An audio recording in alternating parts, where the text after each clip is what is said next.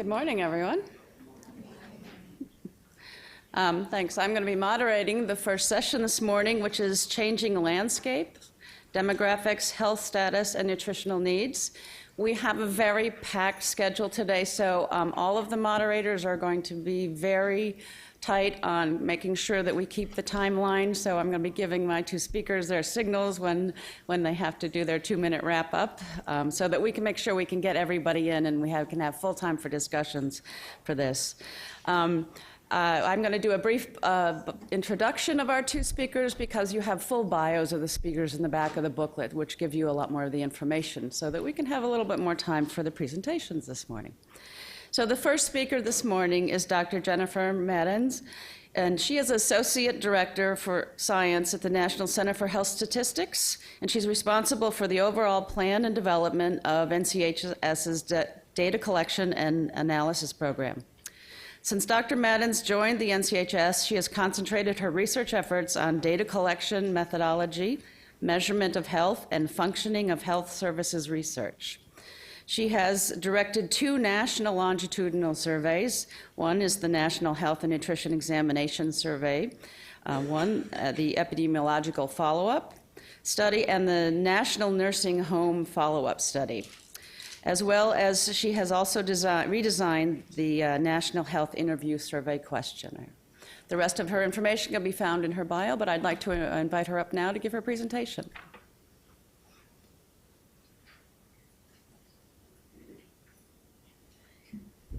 Thanks, Pam, and thank you for inviting me to provide a little bit of background and context for your meeting by talking about some of the key indicators of the demographic and healthcare characteristics of the older population. Great. I'm going to draw exclusively from the work of the Federal Forum on Aging-Related Statistics. This is a group that was formed in 1986 by the NIA in cooperation with NCHS and with the Census Bureau. It now has about 16 federal agencies, and the group was formed to foster collaboration among federal agencies that either produce or use statistical data on the older population. The idea was to improve cooperation in the federal silo system, which I'm sure frustrates everyone and also frustrates us, improve cooperation across disciplines, and also to try to get some consistency in how we report data on the aging population so that it would be easy to go from information that NCHS collects to information that Census collects to information that Transportation collects and so forth among the federal statistical agencies. And one way to do this was to compile reports on a periodic basis that include indicators from across the federal and other parts of the government data systems. So lucky for me, the Federal Forum put out its most recent report in August of this year, and this is the cover, Older Americans, Key Indicators of Well-Being. This report comes out every 3 or 4 years, but the data tables are updated on the web periodically. And so this was great, so I could just steal the charts that are in that book to share with you. I did not bring copies with me for a variety of reasons, but I certainly can provide them. But the whole book is on the web, and you can download pieces or all of it. And I feel okay doing this because I'm a member of the forum, so. But I feel a little guilty. There are 41 indicators in the report. They cover 6 domains. Population, economics, health status, health risk and behaviors, healthcare and the environment. And every year there is every report there's a special feature. This year it's on informal caregiving. I tried to pick indicators that would be related to nutrition. Many of them are, so I might not have picked the ones that you would have picked, but I'm trying to just give kind of an overview of things that would be related. I also want to point out that the indicators come from various different data systems which have different characteristics, and I think the most important one to mention here is that some of them, like census data, cover the entire population. Others only cover the civilian non-institutional, aka the household population. And when you're looking at the older population, particularly the population 85 and over, it really matters what which population that data set generalizes to, and I'll try to mention that. So first, We'll look at some population characteristics. And the thing, I guess, that comes to everyone's mind when you first talk about the aging population is just the growth in the size.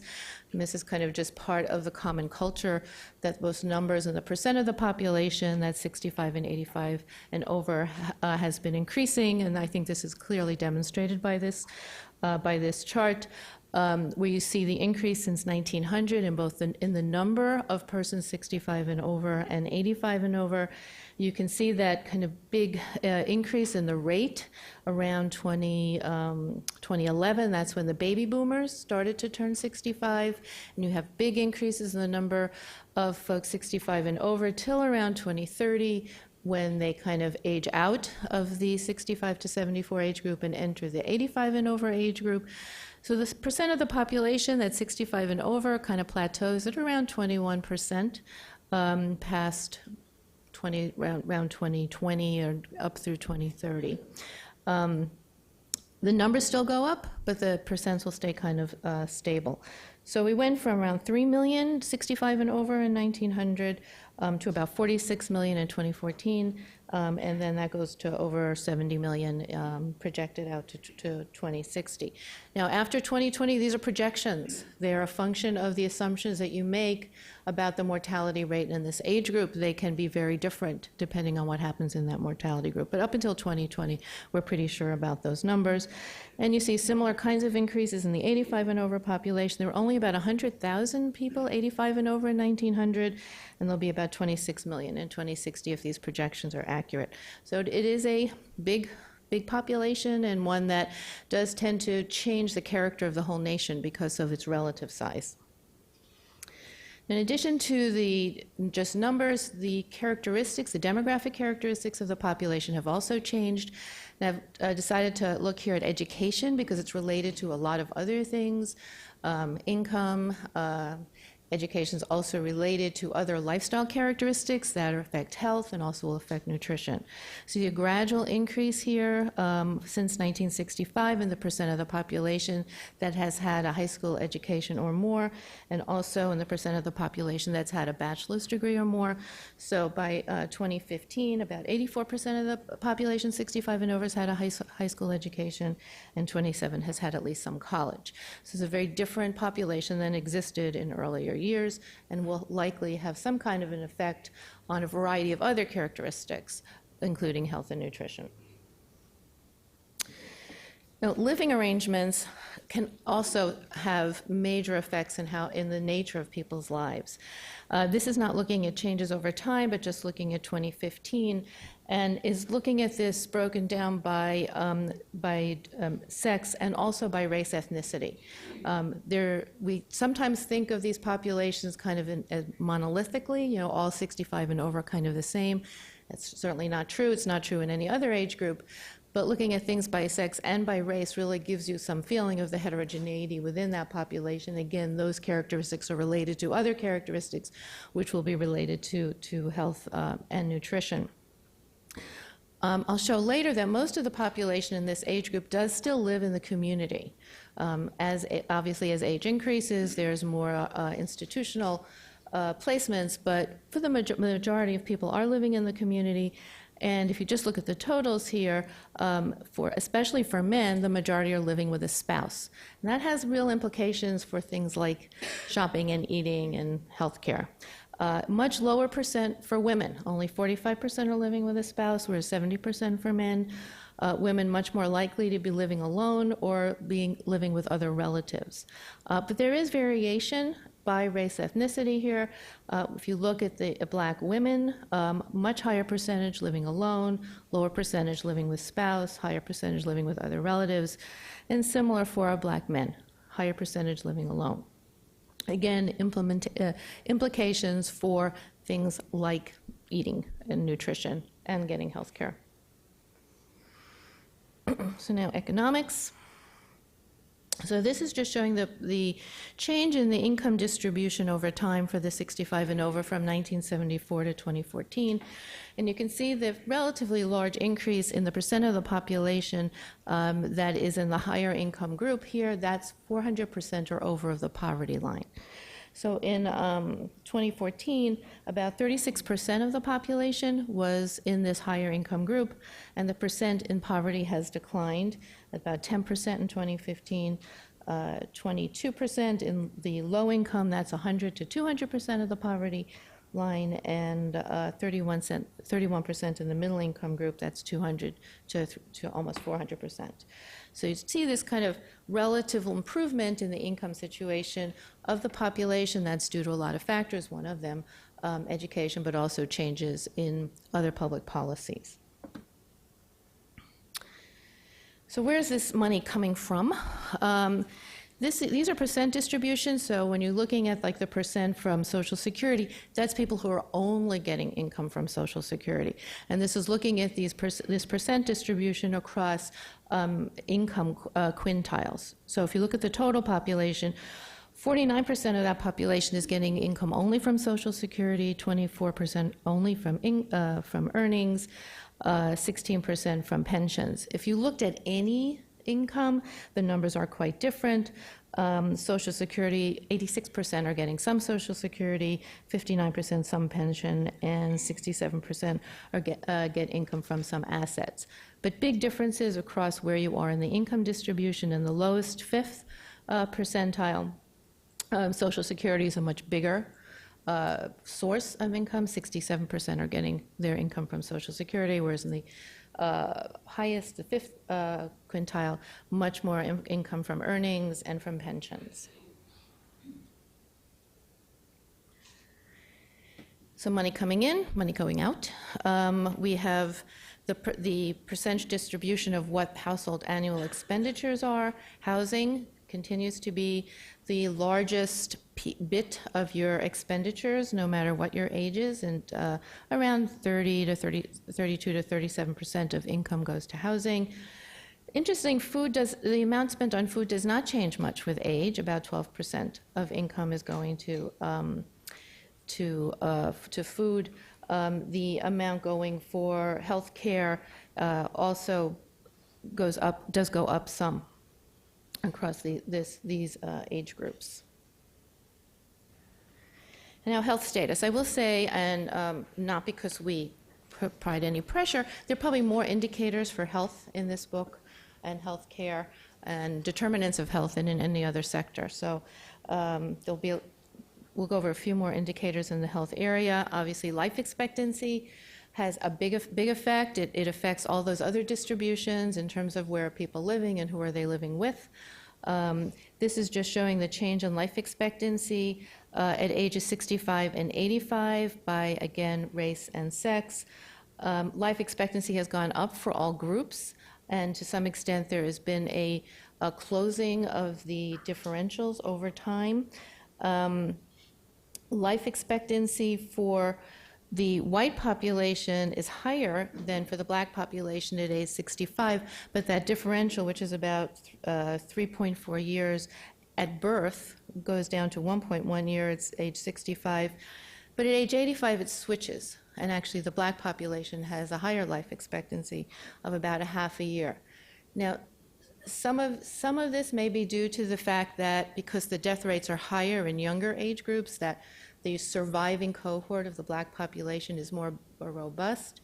There are also some issues with age reporting and misreporting, particularly on death certificates, where people sometimes tend to overestimate the age of the decedent. That is kind of working its way out of the system as we have better registration of birth. Some documentation is needed for things like Social Security and Medicare. So as we kind of move forward, that's less of an issue. So I think the belief now is that this really is a crossover, and that life expectancy is higher of the black population than the white population. And women continue to have higher life expectancy at birth at 65 and 85 than men. This is looking at the causes of death, mortality rates among, this is the 65 and over population. By the leading causes of death, you can see the major decline in heart disease death rates. There have been declines in all death rates except for Alzheimer's and unintended injuries. Many people are watching the what will happen, what year, it's kind of like they have a lottery, what year will heart disease and cancer switch, and cancer will become the leading cause of death? It hasn't happened yet. It has happened in some states and in among some age groups. I personally don't quite get why this is such a big deal, but it is a big deal for a lot of people. I think more of an issue for looking at leading causes of death is that all of this is based on underlying cause of death, and there is only one underlying death per death certificate.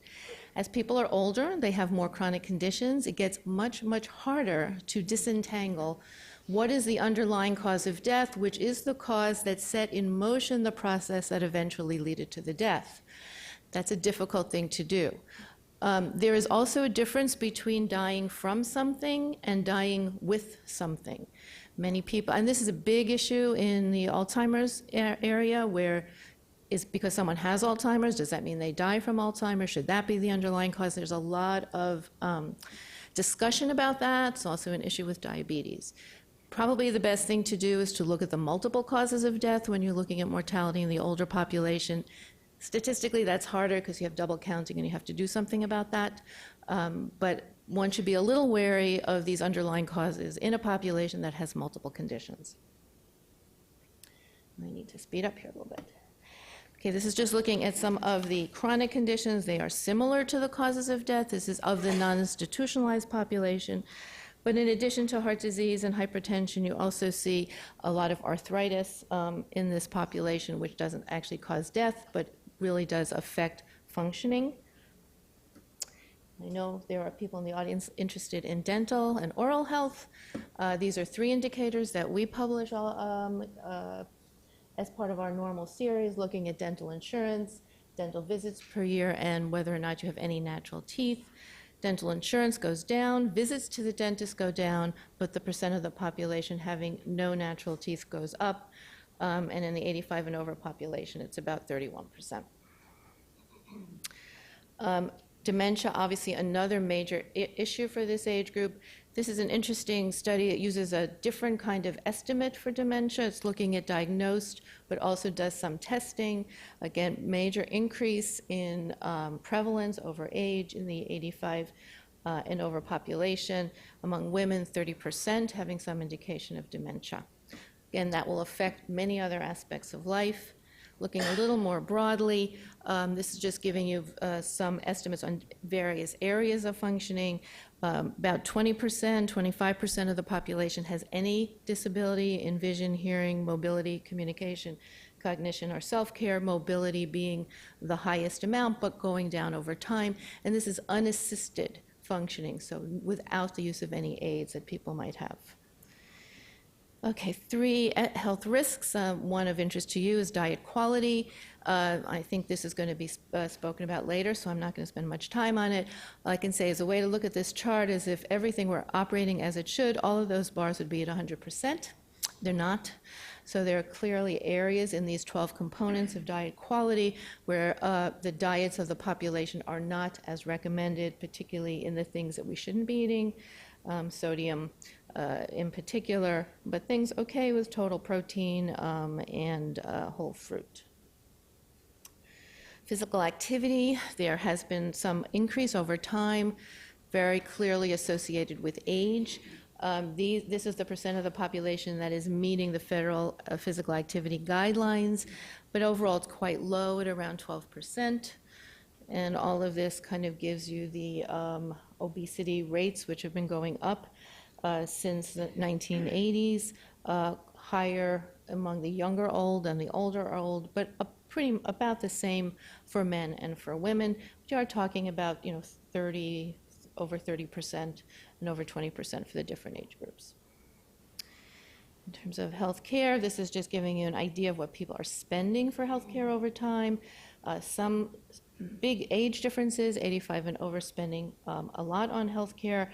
Some kind of closing of that as it goes down for the 85 and over and up for the youngest old. And then what are they spending their money on? Mostly on physician and outpatient care, and that's been pretty consistent from 2008 to 2012.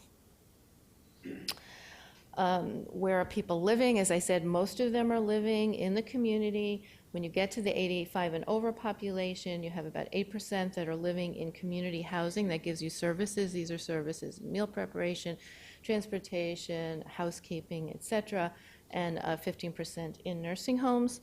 Looking a little more broadly at providers of care, you see that most of the users are getting home care. These are people who will go into your home to provide the care.